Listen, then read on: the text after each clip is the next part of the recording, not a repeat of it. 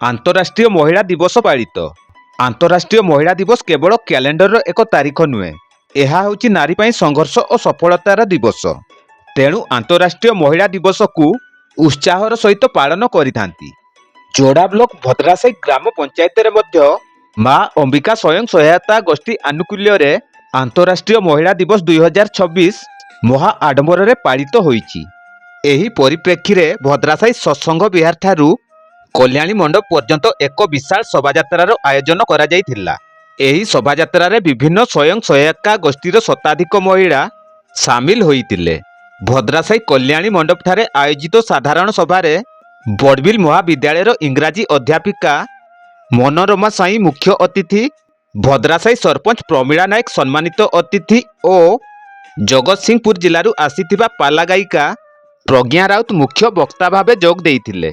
एथिसहित मां अंबिका स्वयं सहायता गोष्ठीर संपादिका ममता महाकुड़, मधुस्मिता पट्टनायक प्रमुख मंचासीन होइतिले। मुख्य वक्ता भावे जोग देइथिबा पाला गायिका प्रज्ञा राउत जुग जुग धरी समाज रे नारीर भूमिका संबंध में वक्तृता प्रदान करथिले। महिला दिवस पालन कार्यक्रम उपदेष्टा पुरुषोत्तम बारिक तत्वावधान रे कार्यक्रम सफल होइतिला। भद्रासाई सरस्वती शिशु विद्या मंदिर गुरुमा सुषमा महातो और मधुस्मिता महातो मंच परिचालना करथिले।